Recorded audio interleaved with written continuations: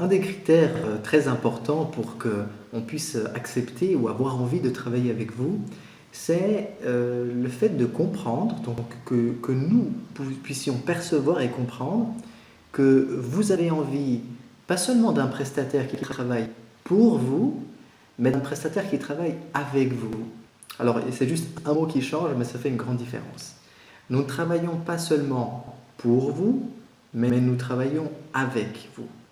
Qu'est-ce que ça veut dire? Si vous avez, je ne dis pas que c'est le cas, mais si c'est le cas, si vous avez la mentalité du genre, moi je suis le client, eux ce sont les prestataires, moi je paye, ils font tout ce que je dis, et je les paye pour ça, ils n'ont pas à ouvrir leur bouche, ils exécutent. Si c'est comme ça que vous voyez les choses, ben, il ne faut tout simplement pas nous contacter, ça ne va pas marcher, on va pas travailler ensemble, et voilà, ça sera un problème pour vous, pour nous, pour le projet, donc ça on oublie. Si par contre vous vous dites, je choisis ce prestataire parce qu'il a la capacité, l'expérience, je sens qu'il y a du feeling, j'ai envie d'exploiter la matière grise de ces développeurs, de ces informaticiens, pas seulement pour exécuter et pondre du code et créer tout ce que je leur demande de faire, mais aussi pour qu'ils collaborent dans la conception, pour qu'ils m'apportent des idées, pour qu'ils sachent mettre des limites et voilà, exploiter leur matière grise à 360 degrés. Si c'est ça que vous cherchez, alors c'est bien. Parce que parfois, en tant que client, et c'est pour ça que vous êtes client et nous prestataires, on n'est pas au courant de tout en tant que client, on ne sait pas exactement quelle est la bonne décision à prendre, c'est tout à fait normal parce que c'est pour ça qu'on fait appel à un prestataire qui a les compétences et l'expérience. Parfois, on pourrait vouloir prendre des mauvaises décisions.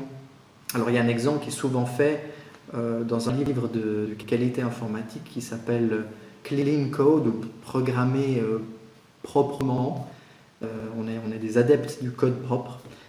Cet exemple est celui du docteur, alors j'ai noté son nom, je vais toujours, voilà, Ignace Philippe Semmelweis. Ignace Philippe Semmelweis. Donc c'était en 1847 que ce médecin, surtout dans un contexte de gynécologie, avait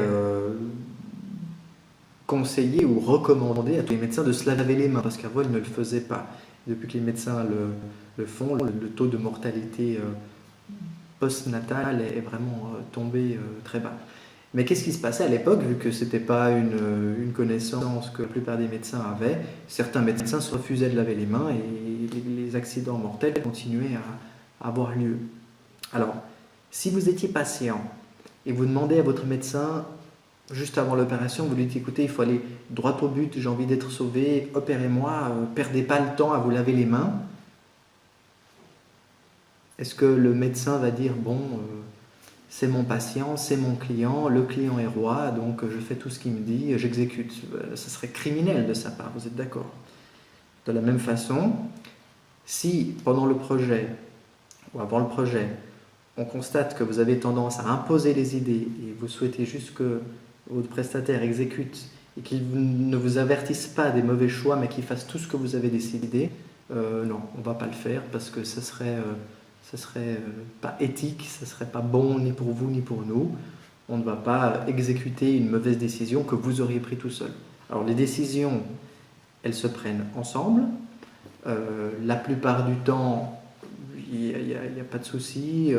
On expose les pros et les contres de telle ou telle possibilité et voilà, on prend une décision commune qui coule de source. Parfois, nous-mêmes, on ne sait pas trop et c'est vraiment à vous de prendre une décision parce que ça peut être une question stratégique, ça peut être une question métier qui dépasse des compétences techniques. Mais parfois, il y a des questions qui sont purement techniques ou liées à d'autres choses de nos compétences, de notre expérience. Et donc, on ne va pas se laisser imposer des mauvaises décisions, mais on saura vous dire avec respect, mais toutefois avec fermeté, avec tact aussi, on saura vous dire non, ce n'est pas une bonne façon de faire, voici pourquoi. Et on souhaite que vous soyez à l'écoute, que vous compreniez que nous ne voulons pas seulement travailler pour vous comme des simples, excusez-moi, bêtes exécutants, mais vous souhaitez qu'on travaille avec vous, qu'on vous apporte de la valeur et qu'on mène votre projet au succès qu'il mérite.